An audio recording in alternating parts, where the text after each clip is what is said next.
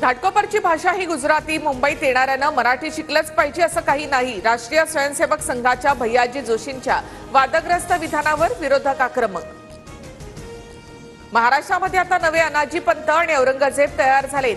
भैयाजी जोशींच्या विधानावर उद्धव ठाकरेंची टीका, राज्यद्रोहाचा गुन्हा दाखल करण्याची मागणी। जोशीबुवांनी काड्या करू नयेत, भाजप विधानाशी सहमत आहे का? राज ठाकरेंचा सवाल। तर जोशींचं वक्तव्य ऐकलं नाही, मात्र महाराष्ट्राची भाषा ही मराठीच असल्याचं फडणवीसांचं उत्तर। मुंबईची भाषा मराठीच, पण माझ्या विधानाचा गैरसमज झाला। वादानंतर भैयाजी जोशी यांची सारवासारव। मुंबईत बहुभाषिक लोक असून भाषेमुळे कधीच प्रश्न निर्माण न झाल्याचा दावा।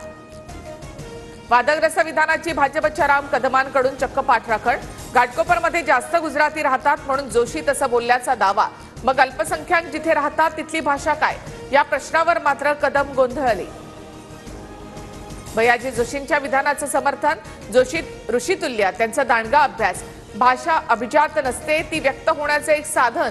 भैयाजी जोशींच्या वक्तव्याची गुणरत्ना सदावर्ते यांच्याकडून पाठराखण। महापालिका निवडणूक पाहता मराठीबाबत भैयाजी जोशींचं वक्तव्य, भास्कर जाधवांची टीका। तर जोशींच्या वक्तव्याचा वेगळा अर्थ काढून गैरसमज निर्माण करू नये, शंभूराज देसाईंची प्रतिक्रिया। संजय राऊत आणि रोहित पवारांच्या विरोधात हक्कभंग, महिलेचा विनयभंग केल्याच्या आरोपावरून मंत्री जयकुमार गोरे आक्रमक।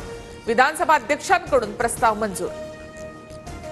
बदनामी केल्याप्रकरणी राज्यपाल आणि मुख्यमंत्र्यांकडे जयकुमार गोरेंची तक्रार करणार। माझ्यावरील आरोप हे काहींचं षडयंत्र।